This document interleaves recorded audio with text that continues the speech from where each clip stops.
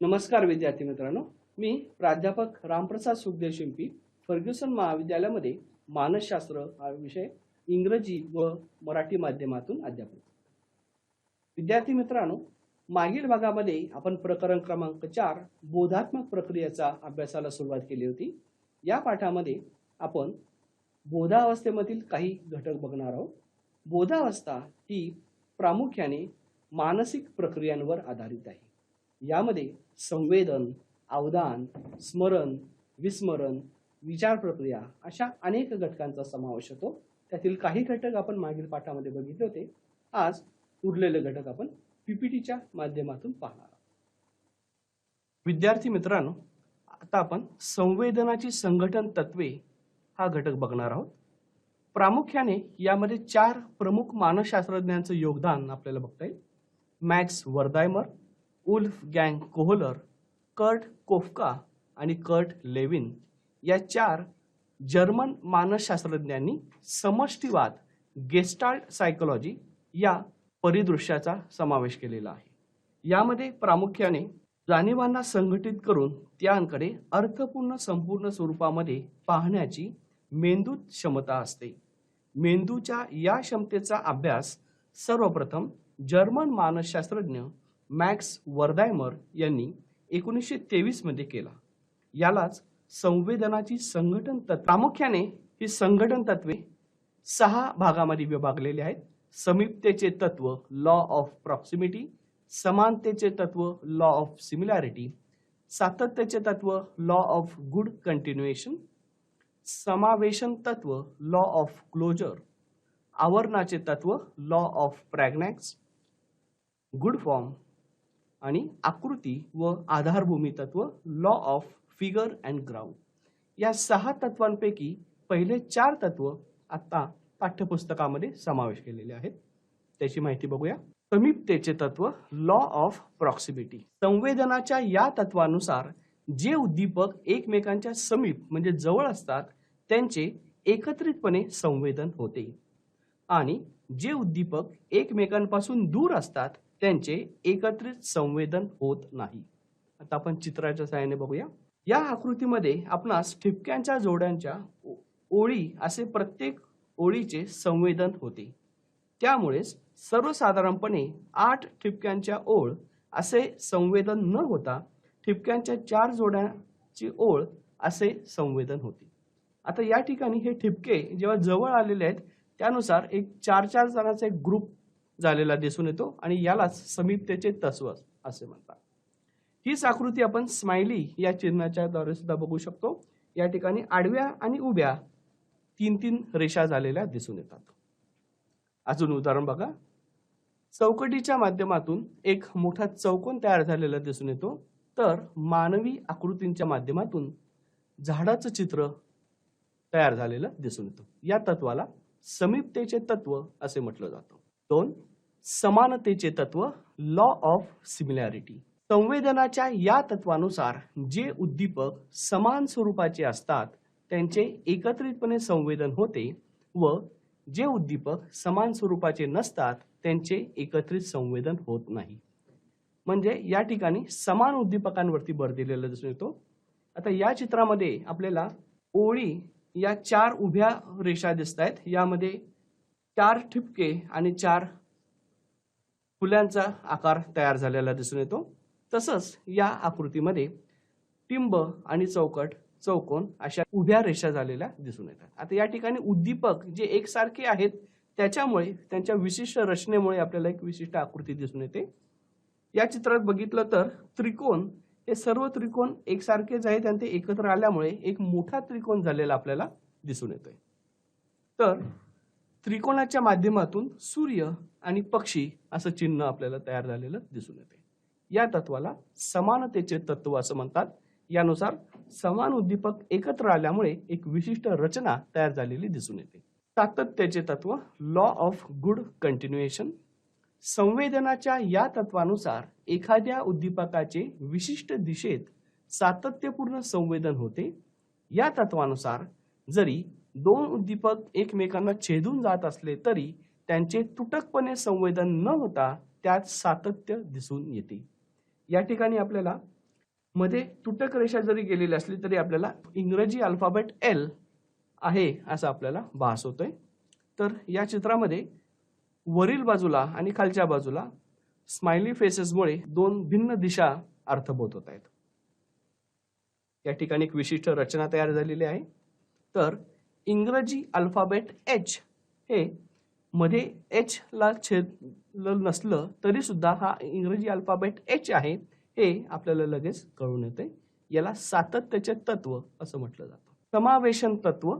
संवेदनाच्या या तत्वानुसार एखाद्या उद्दीपकाचे स्वरूप अपूर्ण असले तरी त्याचे संवेदन होताना त्याला अपूर्ण उद्दीपकाला पूर्ण रूपात मेंदूद्वारे पाहिले जाते. आपल्या मेंदूद्वारे उद्दीपकातील अपूर्ण जागा भरल्या जातात व अपूर्ण उद्दीपकाला अर्थपूर्ण आकृतीच्या स्वरूपामध्ये पाहिले जाते. आता या ठिकाणी त्रिकोण आणि चौकोन हे एकमेकांना जोडलेले नाहीत तरी सुद्धा आपण तुटक रेषा असं न म्हणता त्रिकोण आणि चौकोन अशी आकृती तयार झालेली सहजपणे ओळखू शकतो. या चित्रामध्ये एक त्रिकोण आहे आणि त्यातल्या मधल्या रेषा या पूर्णपणे जोडल्या नसल्यामुळे आपल्याला या ठिकाणी एक त्रिकोण न दिसता दोन त्रिकोण दिसत आहेत आणि बाजूला काही सर्कल्स किंवा गोलाकार शेप दिसत आहेत. आता इथे या तिसऱ्या चित्रामध्ये स्माइली फेस हा तो तयार झालेला आहे. हे चित्र पूर्ण जोडलेलं नाही तरी सुद्धा हा स्माइली फेस आहे असं आपण सहजपणे सांगू शकतो. या चित्रात बघा, आता इथे तुटक रेषा दिसत आहेत तरी सुद्धा एक व्यक्ती घोड्यावरती स्वार झालेला आहे असं आपण सहजपणे ओळखू शकतो. याला समावेशन तत्व किंवा बंदिस्त तत्व असे म्हटले जाते. यातील दोन तत्व हे फक्त माहितीसाठी आहे. आवरणाचे तत्व, लॉ ऑफ प्रॅग्नॅक्स. एकावर एक उद्दीपक जेव्हा एकत्र येतं त्या आवरणामुळे, ओव्हरलॅपिंगमुळे आपल्याला दोन त्रिकोण आणि एक आयत आहे असा भास होतो. तर या ठिकाणी ऑलिम्पिकचं बोधचिन्ह आपल्याला तयार झालेलं दिसून येतं.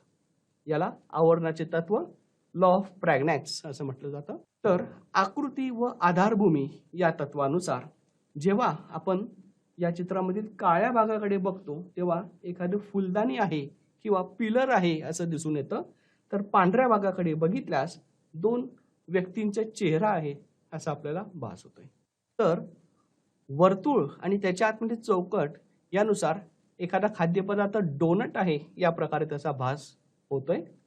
तर काळ्या भागाकडे बघितल्यास झाडाचं प्रतिमा दिसते, तर पांढऱ्या भागात बघितल्यास दोन प्राणी आहेत असं आपल्याला दिसू शकतं. या तत्वाला आधार व आकृती असं तत्व म्हटलं जातं, फिगर अँड ग्राउंड प्रिन्सिपल.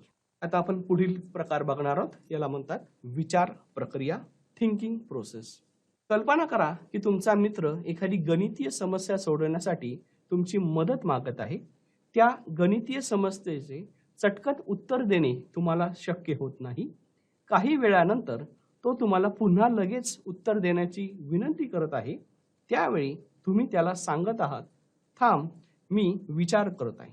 विचार करतोय असे जेव्हा तुम्ही म्हणतात तेव्हा तुम्ही नक्की काय करतात ते आता बघूया.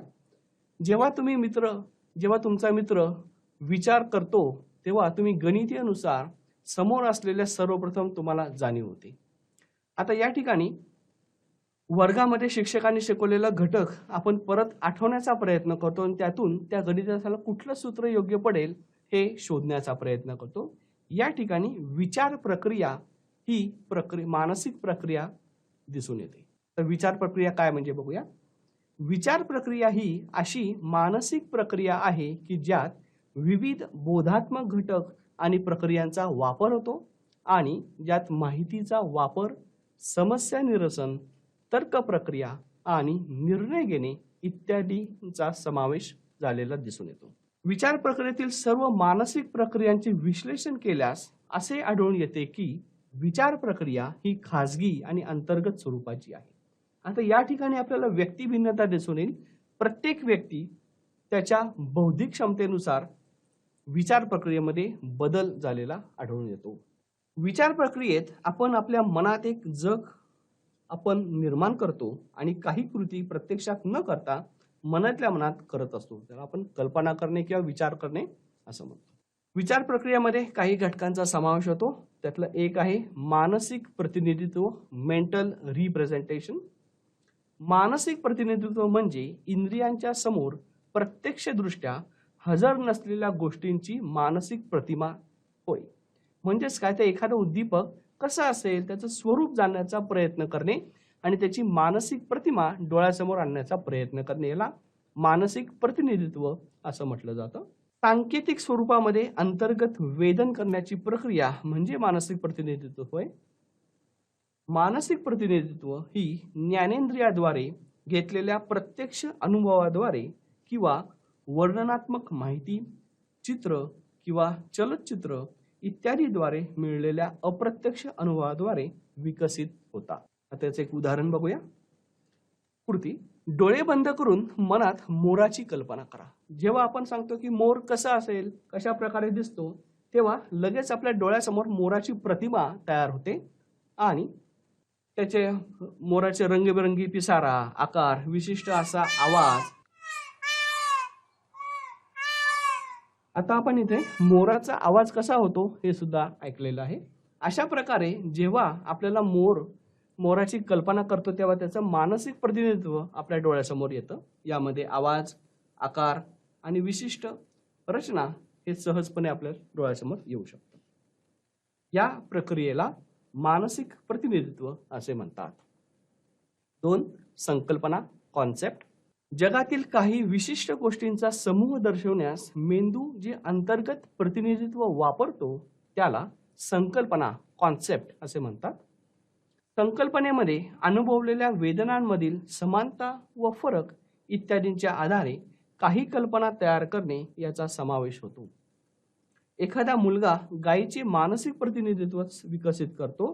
त्यानंतर आता गाय कशी दिसेल, त्याच्यामध्ये काय मूलभूत संकल्पना आहे, तर यामध्ये सांगता येईल 4 पाय, डोके, शरीर, शेपूट, शिंगे असणारा प्राणी म्हणजे गाय, अशी तो गायीबद्दल कल्पना करू लागतो.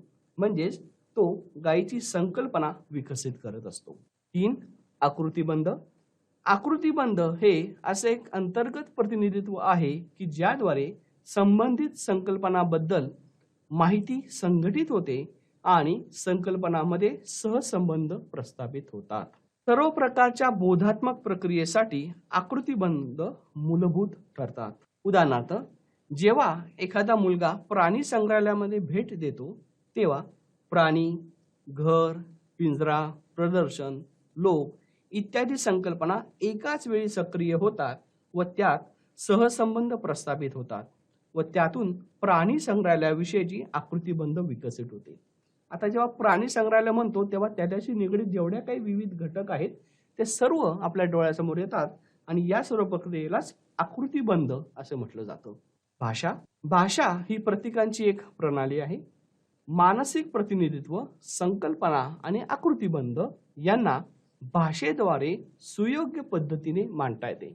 म्हणजे आपल्या मनामध्ये निर्माण होणारे जे विचार आहेत ते आपण भाषेच्या माध्यमातून व्यक्त करतो. उदाहरणार्थ, मांजर हा शब्द वास्तव मांजरीसाठी वापरला जातो, म्हणून मांजर हा शब्द मांजरीसाठीचे प्रतीक आहे. भाषेचा वापर करून विचार करणे हे मानवाच्या विचार प्रक्रियेचे खास वेगळे वैशिष्ट्य असे आपल्याला सांगता येईल. विचारांचे प्रमुख प्रकार: समस्या परिहार आणि सर्जनशील विचार. यावर्षी आपल्याला समस्या परिहार हा घटक इयत्ता 12वीच्या बोर्डाच्या परीक्षेमधून वगळण्यात आलेला आहे. फक्त सृजनशील किंवा सर्जनशील विचार यामध्ये पूर्वतयारी, उपवन, प्रदीपन आणि पडताळी या घटकाचा समावेश केलेला दिसून येतो. बघूया सर्जनशील विचार. जगाकडे वेगळ्या दृष्टीने पाहणे, नाविन्याचा शोध घेणे, असंबंधित वाटणाऱ्या घटकांमधील संबंध शोधणे आणि समस्या सोडवणे ही सर्जनशीलतेची किंवा सृजनशीलतेची वैशिष्ट्ये सांगता येतील. शास्त्रज्ञ, संगीतकार, कवी, फॅशन डिझायनर, वास्तुकला तज्ज्ञ इत्यादी व्यक्ती सृजनशील विचार करतात. यामध्ये काय तर काहीतरी वेगळं नाविन्य पाहिजे आणि ते इतर लोक म्हणजे अट्रॅक्ट होतील असा घटक हा सृजनशील विचारामध्ये दिसून येतो. याला आपण out of the box thinking असं देखील म्हणतो. सृजनशील विचाराच्या अवस्था प्रामुख्याने 4 दिसून येतात. यामध्ये पूर्वतयारी, उपवन, प्रदीपन आणि पडताळणी या 4 अवस्थेमधून आपल्याला नवीन विचार तयार झालेले दिसून येतात. पूर्वतयारी. सृजनशील विचाराच्या या अवस्थेत समस्या जाणून घेऊन ती नाविन्यपूर्ण पद्धतीने सोडवण्यासाठी त्या संदर्भामध्ये माहिती गोळा केली जाते. सृजनशील विचार अचानक निर्माण होत नाहीत. त्यासाठी समस्या नाविन्यपूर्ण पद्धतीने सोडवण्यासाठी अनेक उपाय वापरून पाहिले जातात व त्यातून नवीन विचारांना निर्मिती होते. उदाहरणार्थ, जर एखाद्या कवीला चित्रपटासाठी नवीन गाणे लिहायचे असेल तर तो पूर्वतयारीत तो विचार मंथन करेल, वाचन करेल, स्वतःचे गत अनुभव आठवून बघेल किंवा त्याला त्याची समस्या नाविन्यपूर्ण पद्धतीने सोडवण्यास उपयुक्त ठरणारी कोणतीही गोष्ट करेल. थोडक्यात एखादे नवीन गाणं लिहिण्यासाठी कवीला वेगवेगळ्या पर्यायांच्या द्वारे काहीतरी पूर्वतयारी करावी लागते आणि माहिती गोळा करावी लागते. 2. उबवन. पूर्वतयारीनंतर व्यक्ती समस्या सोडवण्यास सुरुवात करतो, परंतु तिला नाविन्यपूर्ण उपाय सापडतोच असे होत नाही. या सुरुवातीच्या अपयशामुळे उबवन अवस्था निर्माण होते. या अवस्थेत व्यक्ती इतकी निराश होते की हार मानण्याचा विचार करते. त्यानंतर ती काहीतरी वेगळं करण्याचा प्रयत्न करते. थोडक्यात जी गोष्ट करायला सांगितली ते दुर्लक्ष करून त्या समस्ये संबंधित नसलेल्या इतर गोष्टींवर लक्ष केंद्रित करते. यामध्ये व्यक्तीला समस्येविषयी जाणीवपूर्वक विचार न करता समस्या हाताळण्यास सहाय्य करते. हा कालावधी निष्फळ असल्याचे वाटत असले तरी कालावधीनंतर अचानक नाविन्यपूर्ण उपाय मिळतो. त्यामुळे उबवन अवस्था ही देखील महत्वाची अवस्था आहे. उदाहरणार्थ, कवी एखाद्या नवीन कवितेच्या काही ओळी लिहिण्यास सुरुवात करतो, परंतु लिहिलेल्या ओळी त्याला समाधानकारक वाटत नाहीत. तो सलग 2 दिवस लिहितो, नंतर नवीन कविता लिहिण्याचा नाद सोडून देतो आणि त्यानंतर काही आठवड्यासाठी काहीतरी वेगळं अजिबात लिहित नाही किंवा वेगळी एखादी ऍक्टिव्हिटी करतो. यामध्ये व्यायामशाळेत जाणे, खाणे, चित्रपट पाहणे, मित्रांशी गप्पा करणे असे अनेक गोष्टी करतो. याच्यामध्ये आपल्याला व्यक्ती भिन्नता दिसून येते.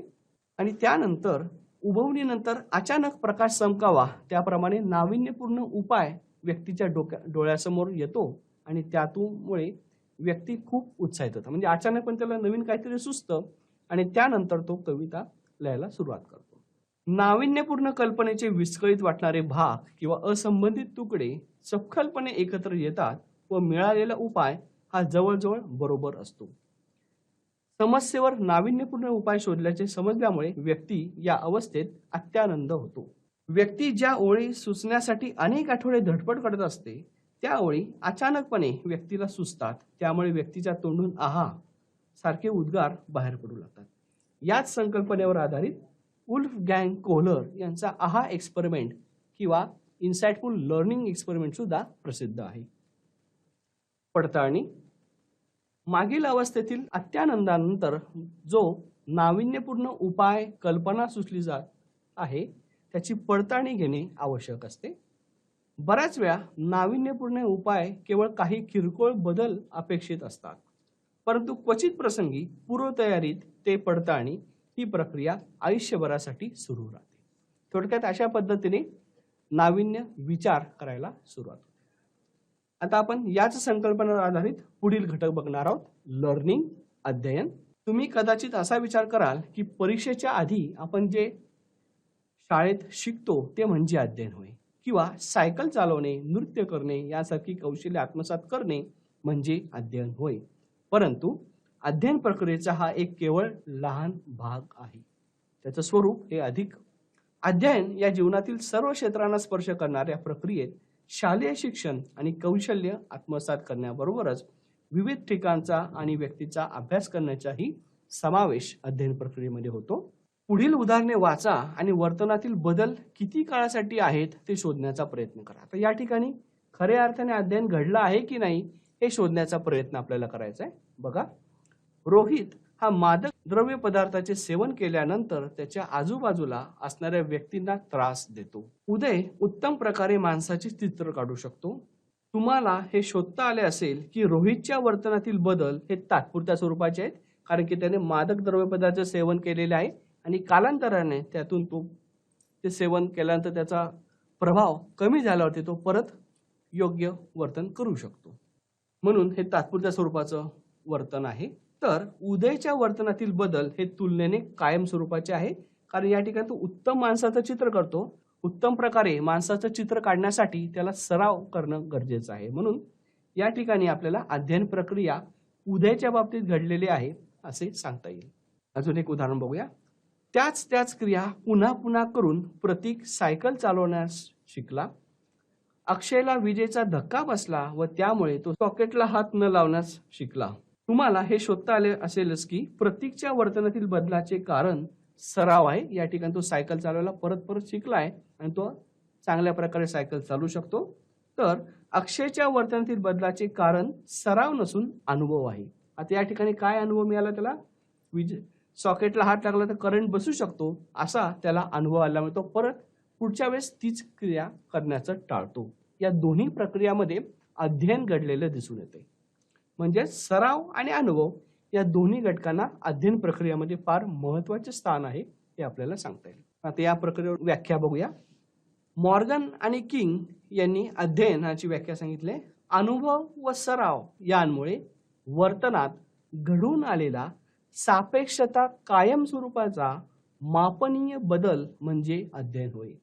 चित्रात दाखवल्याप्रमाणे व्हायोलिन वाजवणे किंवा एखादं वाद्य वाजवण्यासाठी सराव करणे गरजेचे आहे. अध्ययनाची वैशिष्ट्ये. अध्ययन म्हणजे वर्तनातील बदल. आता या ठिकाणी बऱ्याच वेळा हा बदल सापेक्षता कायम स्वरूपाचा किंवा टिकाऊ स्वरूपाचा दिसून येतो.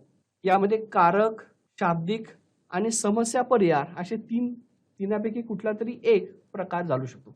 कारक हा शारीरिक हालचालींवर आधारित आहे, जसं सायकल चालवणे असेल किंवा एखादं वाद्य किंवा एखादं इन्स्ट्रुमेंट वाजवणे असू शकतं किंवा एखादी ॲक्टिव्हिटी करणे. यामध्ये कारक प्रकार दिसून येतो. याला मोटर डेव्हलपमेंट असं सुद्धा म्हणतात. शाब्दिक यामध्ये एखादी भाषा शिकणे असू शकेल. तर समस्या परिहार यामध्ये प्रयत्न, प्रमाद आणि मर्मदृष्टीचा समावेश झालेला दिसून येतो.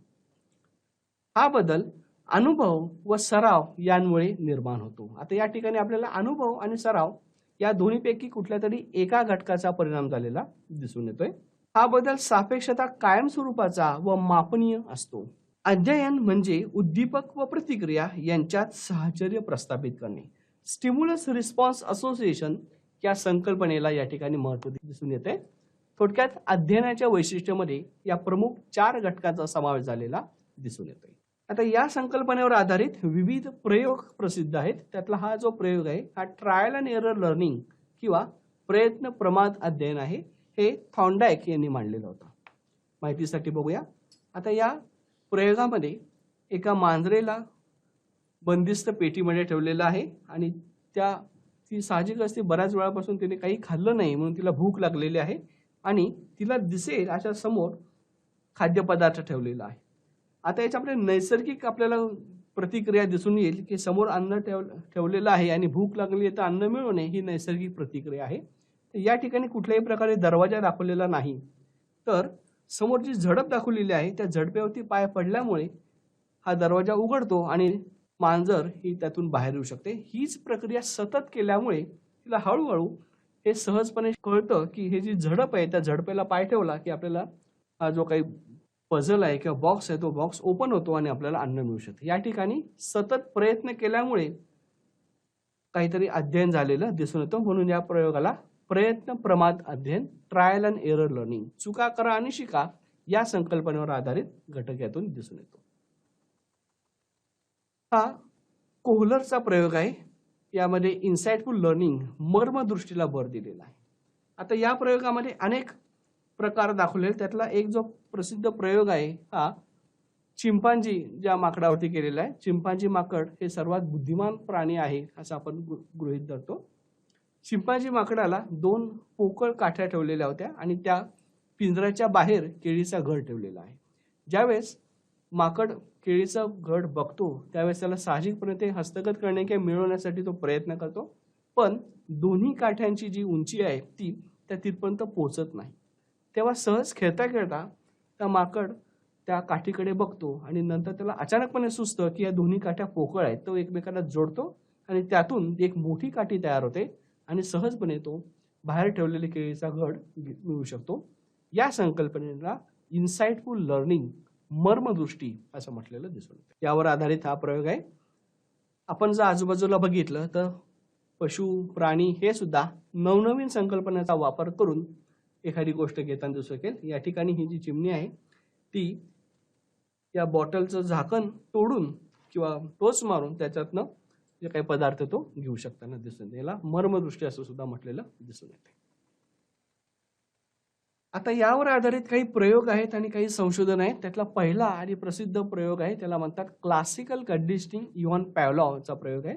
मराठीमध्ये अभिजात अभिसंधान प्रयोग. रशियन मानसशास्त्रज्ञ इव्हॉन पॅव्लॉव यांनी केलेला प्रयोग आहे. त्यांनी कुत्र्यावरती हा प्रयोग केलेला आहे. अध्ययनाची अभिसंधान पद्धत असे सुद्धा याला म्हटले जाते. त्यासाठी इव्हॉन पॅव्लॉव यांनी कुत्र्याच्या गालावरती शस्त्रक्रिया करून लाळेचे प्रमाण मोजता येईल अशी सोय केली. त्यानंतर त्यांनी अनेक वेळा बेलच्या आवाजा मागोमाप कुत्र्याला अन्न देऊन त्याने निर्माण केलेल्या लाळेचे मापन केले.